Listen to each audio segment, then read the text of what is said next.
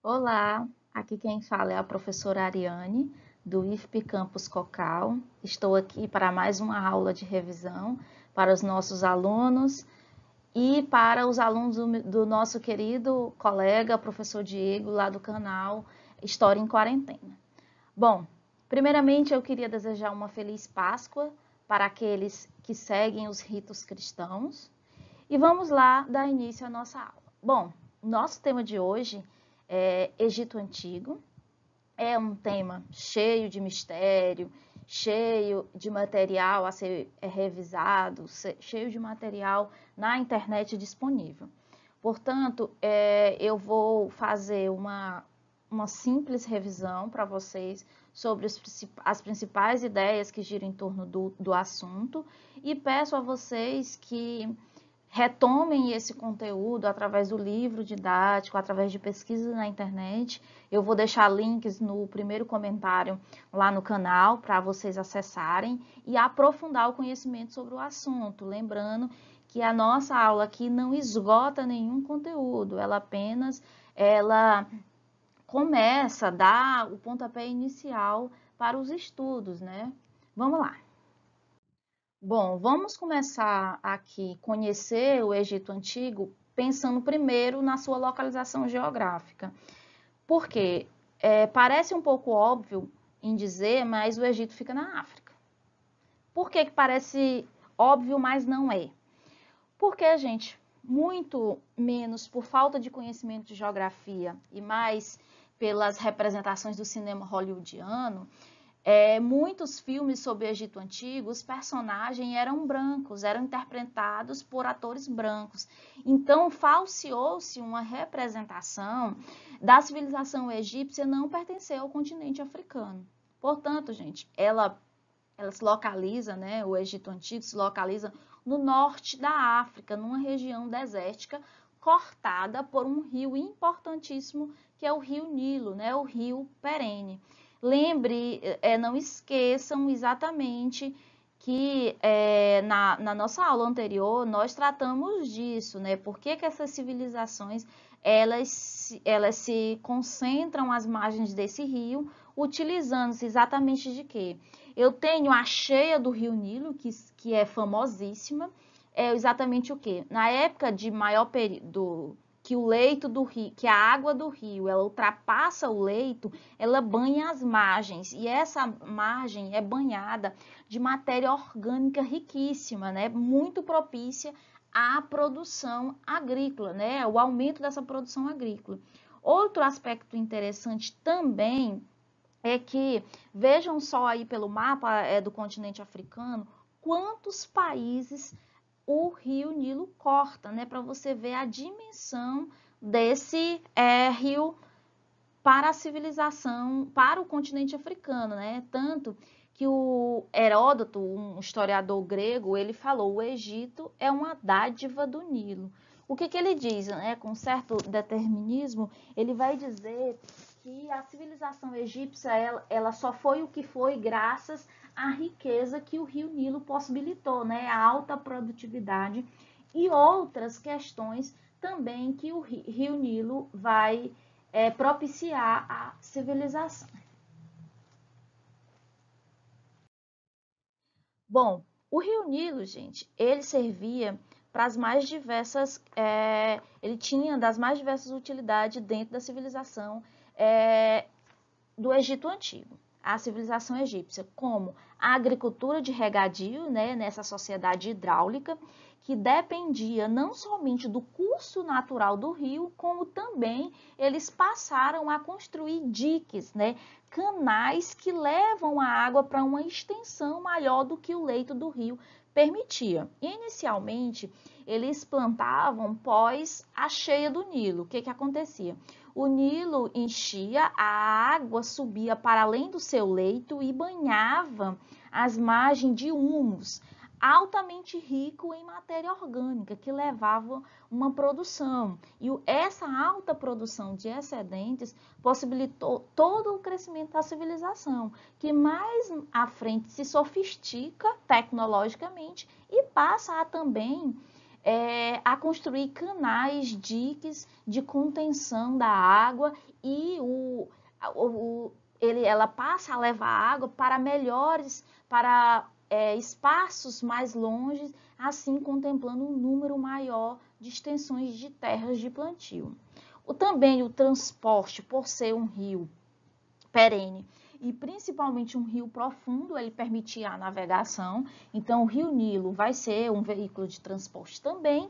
E também para amenizar o clima, né? Possibilitando que essas populações, elas se estabeleçam às margens desse rio, né? Lembrando que é uma região desértica. É como se em pleno deserto aparece um rio perene para exatamente abrigar uma civilização que vai se tornar eterna na história. Bom,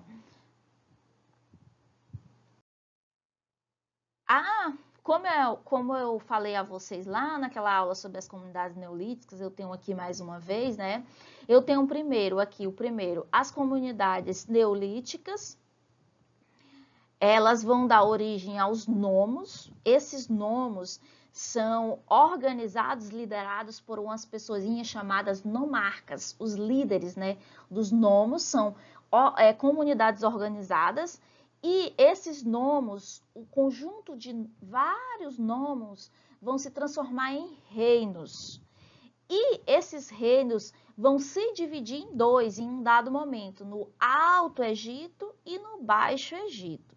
O que é esse Alto Egito? O Alto Egito é exatamente o que está mais próximo na nascente do rio, né?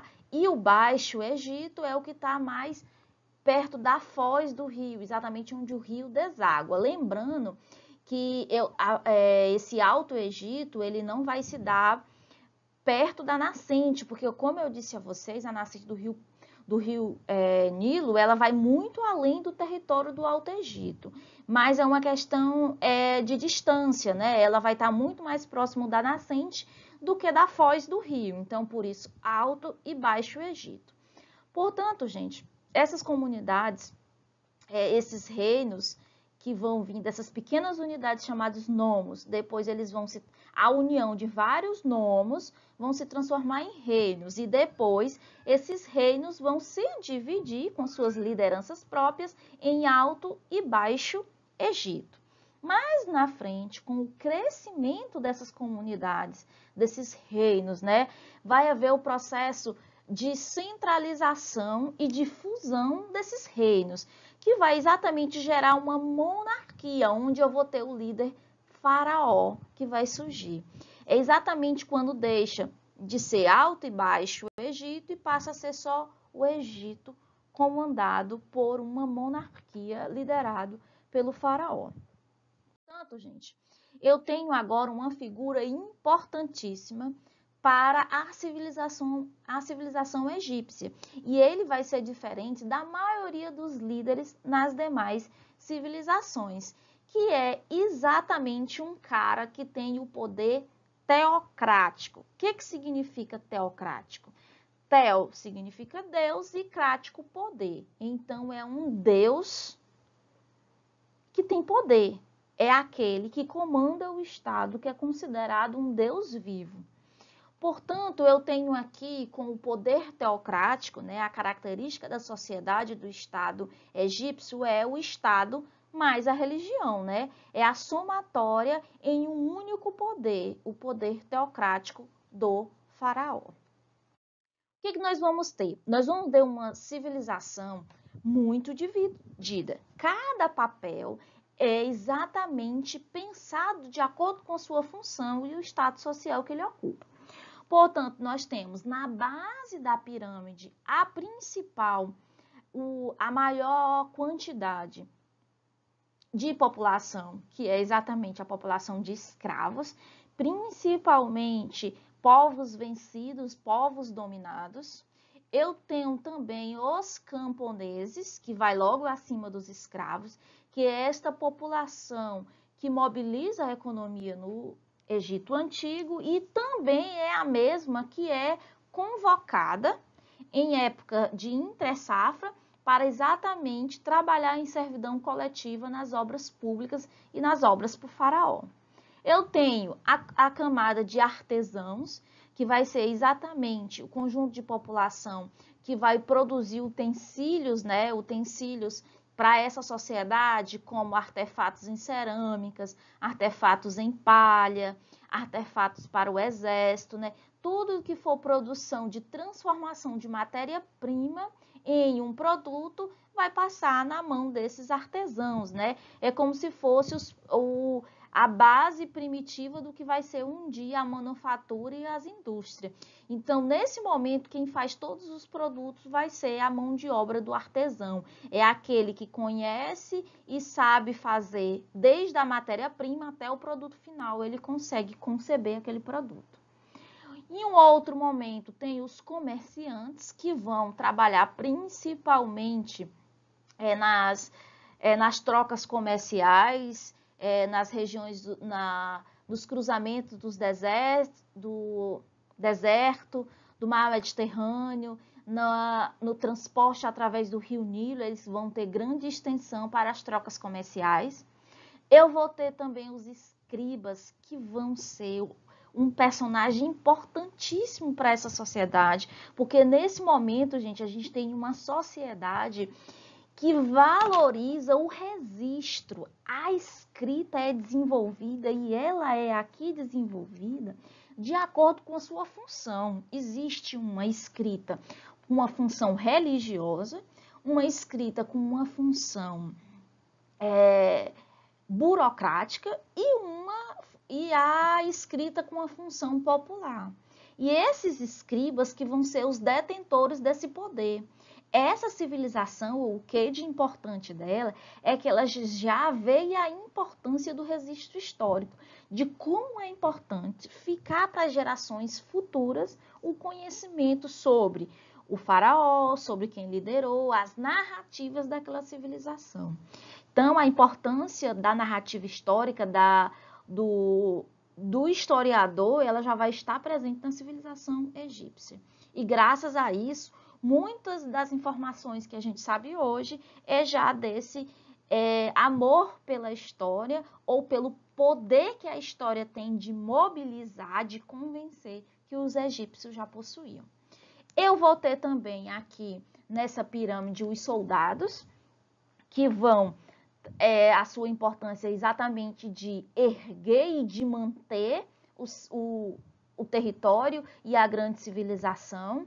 Eu vou ter mais na frente os nobres e os sacerdotes, e aqui com destaque principalmente aos sacerdotes, que eles vão organizar os cultos às principais divindades e por isso eles vão disputar poder com o faraó, porque se eu tenho uma sociedade com várias divindades, eu tenho vários sacerdotes importantes, então eles vão concorrer o poder com esse faraó. E eu tenho o faraó e sua família lá no topo da pirâmide. Gente, essa hierarquia, né, exatamente a pirâmide, a melhor forma de exemplificar isso é exatamente porque, à medida em que essa pirâmide vai subindo ao topo, a quantidade de pessoa é menor e os seus privilégios aumentam. À medida em que eu me aproximo da base da pirâmide, menor são os meus privilégios, ou sequer eu tenho algum privilégio, né? Então, é o que a gente chama de hierarquia social ou estratificação social. É a marca da civilização egípcia, né? Essa pontuadinha, cada lugar que você ocupa nessa sociedade. Tá aí o seu papel. Bom, gente, a história do Egito Antigo é dividida em Antigo Império, em Médio Império e Alto Império. Bom, o Antigo Império, ele vai de 1200 a.C. a 2700 a.C. E ele é marcado por algumas características, como a descentralização política. O que vai acontecer? Existe um faraó, mas existe um poder, uma certa autonomia dos nomarcas. É claro que eles se reportam ao faraó, mas existe certa autonomia, né? Por isso que a gente chama de descentralização política. Em um outro momento, vai haver a centralização. Por isso que existem algumas pegadinhas em questões que trabalham exatamente isso. Então, o que eu devo fazer? Eu devo lembrar em que período. Se eu estou falando do Antigo Império, o que acontece é a descentralização política. Existe um faraó, mas os nomarcas têm certa autonomia local. Isso vai se transformar mais adiante. Nesse Antigo Império também, eu tenho o desenvolvimento da agricultura. Ela já existia, mas ela vai se sofisticar. E à medida em que ela tem uma alta tecnologia através dos diques e das obras públicas, né? As dobras exatamente para estender o leito desses rios através de diques e canais, para controlar ainda mais a alta produtividade dessa agricultura. E eu tenho também as grandes construções. O que são essas grandes construções? E aí a gente lembra das pirâmides, da esfinge. Exatamente o que a gente deve lembrar? Da servidão coletiva, que além dessas obras faraônicas, gigantescas, que impressiona todo mundo, que as pessoas ainda hoje se perguntam como é que eles foram capazes de construir algo nessa imensidão, através da servidão coletiva. O que eles faziam? Além da mão de obra escrava, que se dava principalmente por povos vencidos ou escravidão por dívida, eles utilizavam na intra-safra a mão de obra da população. Portanto, eu trabalhava como camponês, no período que eu não estava nem colhendo e nem plantando, eu trabalhava na condição de servidão coletiva para o faraó nas suas grandes construções. Essas são as principais características que marcam o Antigo Império. O Médio Império, que vai de 2000 a.C.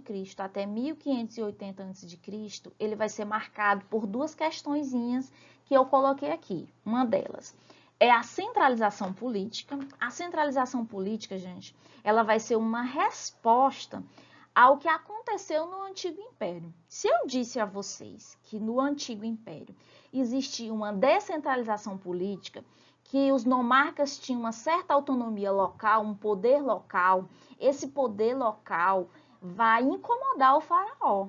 E agora, no Médio Império, ele quer uma centralização política, ele quer o poder em suas mãos, ele não quer mais dividir com esses nomarcas. Então, o Médio Império vai ser marcado pela centralização política. E um outro vai ser o desenvolvimento da cultura, das artes, da medicina, tudo o que tem a ver, tudo que você hoje lembra da estética egípcia, toda a cultura, do saber, da religião, toda essa diversidade cultural que hoje conhecemos sobre o Egito, ele vai ser operado, ele vai ser sofisticado exatamente no período do Médio Império. O Alto Império, que vai de 1580 a.C. a 525 a.C., ele vai passar pelo fortalecimento militar, que é exatamente o período do auge do Egito Antigo, né? Ele vai passar esse fortalecimento militar e com isso vai levar à expansão territorial. Agora é a fase expansionista do Egito, né? Ele vai crescer para além do seu território primeiro. E vai também ter uma retomada das grandes construções, lembrando que as primeiras grandes construções se operaram ainda no primeiro período do Antigo Império. Então, o Alto Império, como esse período de ascensão, o auge do Antigo Egito, vão ser retomadas essas grandes construções, a exemplo das pirâmides que a gente tanto conhece, né? Gente, aí, né, como eu falei em auge, sempre depois do auge vem a decadência. E o que vai levar a essa decadência? Eu vou ter, exatamente eu não disse, que o faraó vai estar incomodado com o poder na mão dos nomarcas e, consequentemente, dos sacerdotes, que são os líderes do culto às religiões e às divindades. Vai haver exatamente o confronto entre o faraó e os sacerdotes, né? Entre o faraó e os poderes locais. Vai ter também a desorganização do exército. Por quê? Gente, a desorganização do exército ela é basicamente explicada porque ele era composto basicamente de mercenários. E a rotatividade de mercenários, né, a gente já sabe, o mercenário, ele defende, ele vai aderir quem paga mais. Então vai haver uma desorganização desse exército, porque eles não lutavam, não existia essa ideia de amor à pátria egípcia, né? Essa ideia de nacionalismo, de amor à pátria. Ele vai surgir lá no século XIX. Aqui na antiguidade ninguém pensa nisso. Então, quem luta no exército, luta em troca de alguma coisa. E eles lutam em troca de riquezas, né? Eles são mercenários. Então, quem paga mais, eles correm atrás. Ou melhor, né? Eles defendem. E, ao passo que esse exército, ele se desorganiza, né? No período do auge, ele vai estar altamente organizado. Aqui ele se desorganiza e os vizinhos estão se armando, estão se fortalecendo. Os exércitos vizinhos se fortalecem, então leva à decadência desse grandioso, desse brilhante império. Exatamente, isso vão ser os persas, né, que vão invadir e vão dominar o antigo Egito. Outros momentos da história, a gente vai retomar o Egito, né, na expansão do Império Romano. A gente tem novas páginas da história do Egito, mas a gente para até aqui na ideia quando o Egito é invadido pelos persas, né, exatamente onde determina a decadência dessa civilização da antiguidade, exatamente nesse momento. Bom, outro aspecto interessante do Egito, como eu falei lá no Novo Império, toda a sofisticação dessa cultura, né? Eu tenho aqui para falar sobre a religião. No Antigo Egito, eles eram politeístas, né? Portanto, como a maioria das civilizações da antiguidade eram eu estou me enganando. A maioria das civilizações na antiguidade eram politeístas, com exceção dos hebreus, né, que vão ser monoteístas. Eles vão acreditar em vários deuses, né? E aqui eu trago essa fotografia trazendo alguns desses deuses, né? Eles vão exatamente ser protetores de aspectos da vida terrena, né? Como Osíris, deus da vida após a morte; Ísis, deusa da maternidade, da mágica e da fertilidade; Horus, deus da vingança, do céu, da proteção e da guerra. Então, assim, cada deus desse, ele vai ter exatamente o seu vínculo com aspectos da vida cotidiana. E cada região do Egito, eles vão adorar algumas dessas divindades. Por isso, toda a querela entre o faraó e os sacerdotes, porque os sacerdotes vão se enriquecer com cada culto a cada divindade dessa. Imagine só, não é uma divindade, são várias, e cada uma vai ter sua importância em determinadas regiões. Então, é uma competição muito grande em nome do poder desse faraó. Lembrando que o faraó é um deus vivo na terra, né? Ele é um deus vivo, ele tem um caráter divino também. Então, vai ser um conflito que vai exatamente ser um dos aspectos para a decadência dessa religião. Ao passo que é um aspecto importantíssimo que caracteriza essa civilização, vai ser também um aspecto que leva à sua decadência. Como eu já falei a vocês, né, além da característica do politeísmo, a crença religiosa do Egito Antigo acreditava na vida após a morte. E essa vida após a morte, ela não se dava simplesmente de que eu vou morrer e depois eu vou para um outro plano espiritual e viver naquele plano. Não. Eles acreditavam que você morre e você voltaria para o plano material, para a terra. Então, em torno dessa crença na vida após a morte, ou melhor, no retorno dessa morte, eles desenvolveram a mumificação. E o que é essa mumificação? É exatamente o conjunto de técnicas que permitiam a preservação desse corpo. E é claro que essas técnicas ela tinham uma finalidade religiosa da preservação desse corpo, mas elas acabaram por desenvolver uma outra área, que foi a medicina. Então, o Egito Antigo, através da sua crença, ele legou à humanidade importantíssimos conhecimentos sobre o corpo humano, sobre a anatomia, o funcionamento e a composição dos nossos órgãos. Então, foi uma contribuição da esfera religiosa para exatamente o desenvolvimento de uma ciência, né? Eu tenho mais na frente os legados, né? A gente pode pensar um pouco no legado da civilização egípcia, e ela é uma civilização muito cobiçada, né?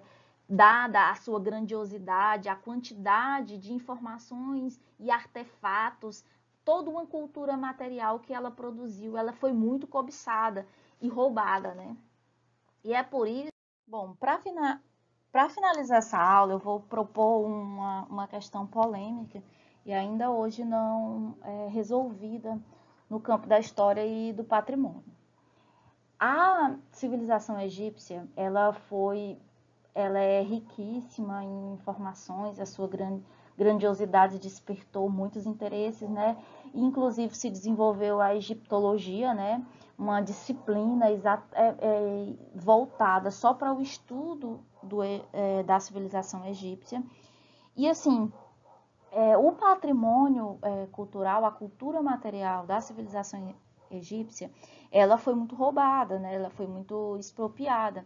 Diversos momentos, diversos povos que dominaram a região, por diversas vezes levaram muito patrimônio cultural de lá, né? Aí, exemplo, na era napoleônica, quando se levou muita coisa, né? Napoleão levou muita cultura material para o que hoje é o Museu do Louvre, né? Tem um acervo imenso sobre a cultura egípcia.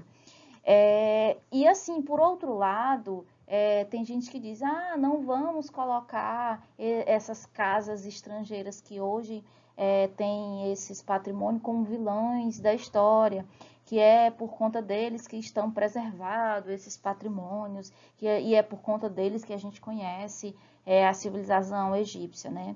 Outros argumentos também giram, vocês falam que na era napoleônica foi expropriado o patrimônio do Egito, mas foi graças a esse período que encontrou a Pedra de Roseta, né? A Pedra de Roseta é uma inscrição em uma escrita egípcia, né? Que foi possível decifrar os hieroglíficos, né? Por isso fala da importância da era napoleônica para se conhecer o Egito. Assim, pensando, a discussão gira em torno do quê? É viável ou não a repatriação de diversos bens, né? Porque não é somente o caso do Egito, várias outras civilizações que foram dominadas tiveram seus patrimônios expropriados e levados e hoje são explorados por casas de museus e são explorados turisticamente por outros países, né? Fica aí então a questão, o que vocês acham? Comentem, façam comentários aí, o que vocês acham disso, né? Esses bens devem ou não ser repatriados, por exemplo, até mesmo o Brasil, Dom Pedro comprou múmias e aqui no Brasil temos múmias egípcias, né? O que vocês acham?